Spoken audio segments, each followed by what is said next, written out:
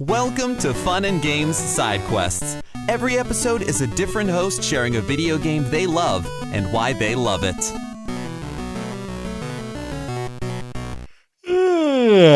Well, good evening, everybody. My name is Doug Lief. I am the host of the Nostalgium Arcanum podcast. It is a podcast that looks back on the pop culture that each guest of the show is still enamored with, well into their 20s, 30s, 40s, and even 50s. So we take the time each week to deep dive into a subject that still has a stranglehold on that person's heartstrings all these years later. And so I'm bringing to you a subject that is near and dear to my heart, and that is Little Nemo, the Dream Master, released for the Nintendo Entertainment System in 1990 by Capcom. This is a classic NES platformer. It features an incredible soundtrack by Junko Tamiya, which is par for the course for Capcom in this era. Now, Little Nemo is a licensed product. It is oddly a video game adaptation for a Little Nemo movie that was released to very little fanfare in 1988, so no one even knew about it. This was the primary Little Nemo property I knew about. It goes, of course, all the way back to these beautiful comics, hand-drawn comics by Winsor McCay from the turn of the century. Now, I am a little reluctant to recommend going back to them because there are some unfortunately racist elements to them that do not hold up.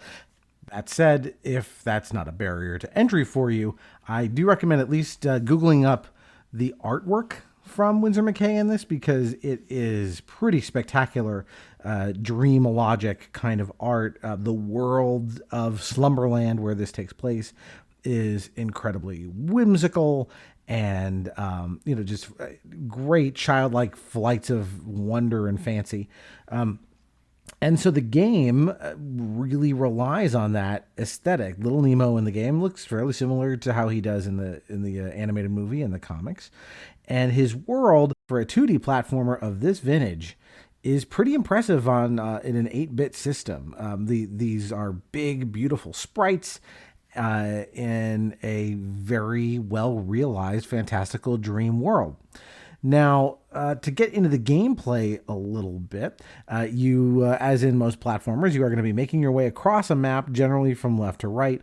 As you're doing it, you are collecting a series of keys. You will need a certain number of keys to open the door at the end of the level. They don't tell you how many until you make it to the door, and you can see how many more you might need.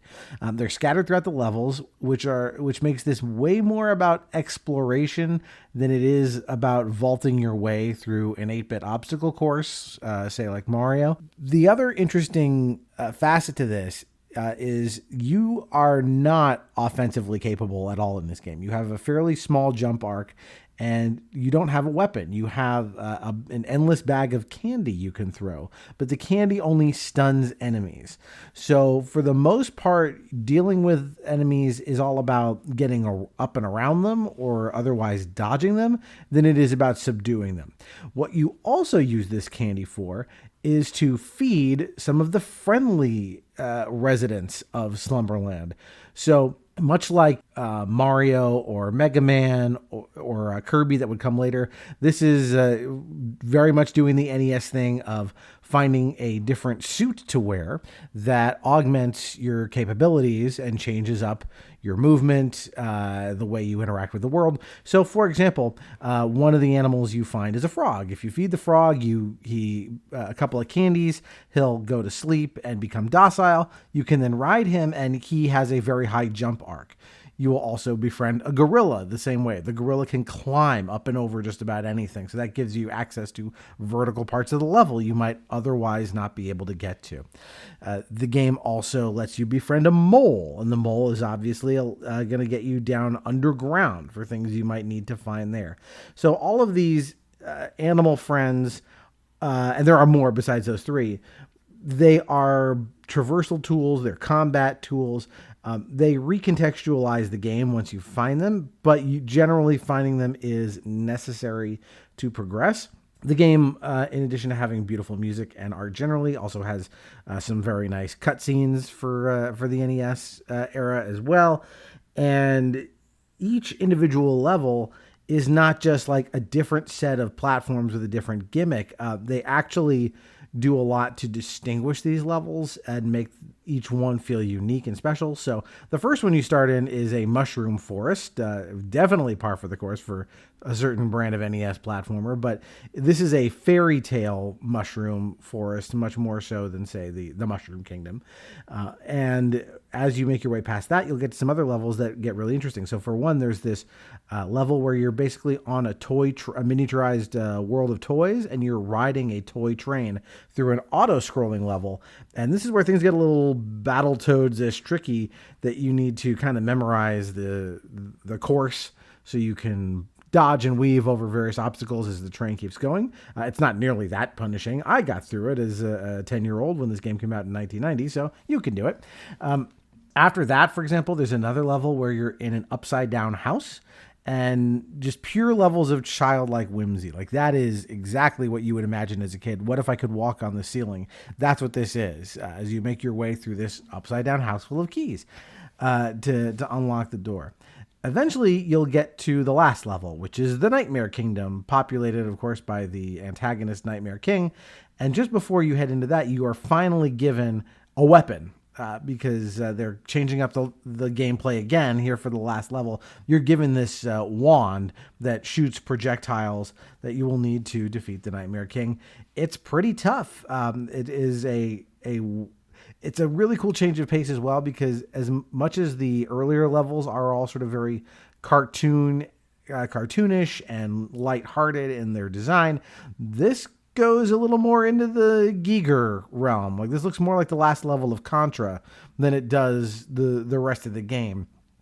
And so they're really playing with this idea of it's a dream, and every spot in this game is different than every other spot. And I have very fond memories of plugging away at this thing, working really hard as you had to in those days without the benefit of the internet or save states or anything else. You just had to white knuckle your way through these NES platformers. And I for me, this one was worth it.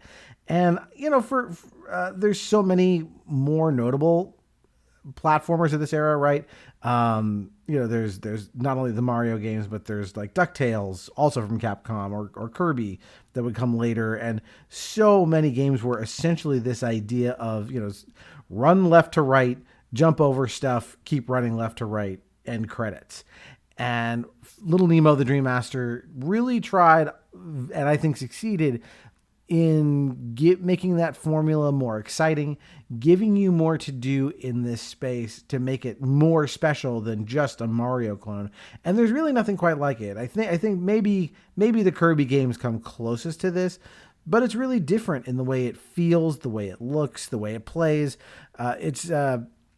I'm kind of surprised that no one has tried to make a spiritual successor to this. I think we are kind of ripe for at least a remaster of this thing, if not or a re-release, if not an outright sequel or spiritual sequel. There is just something really compelling to this gameplay loop and the world that it occupies. And I know maybe they're a little leery of it because, like I said, there's some racist stuff in the comics, but you never have to touch it. You don't have to use that stuff. Use the other fun stuff and leave that in, the 1910s or wherever it came from. So I am happy to recommend this game to anyone who has grew up with the NES or is interested in looking back at the games of that era. Like I said, this one's from 1990, so it's sort of at the very tail end of the NES's life cycle, just before the Super Nintendo made its debut in, I think, 91. So in a way, these are some of the peak NES games when they were kind of at the mastery of the hardware. And this one really pushes the NES about as far as it can go. So, like I said, recommend this to anyone, especially fans of retro games. This is one that you should at least check out, if not fight your way through to completion. So that's my 2 cents on Little Nemo, the Dream Master. Really nice talking to you all. And if you want to check out Nostalgium Arcanum, I'm guessing you're listening to this because you're a fan of Matt Stormageddon, who we've had the pleasure of having on our show a number of times, most recently talking about a little game called Super Mario 64, speaking of game stuff. So, if you want to know more about Nostalgium Arcanum, of course, just look it up by its easy to spell name. You can find us on all the usual social media spots.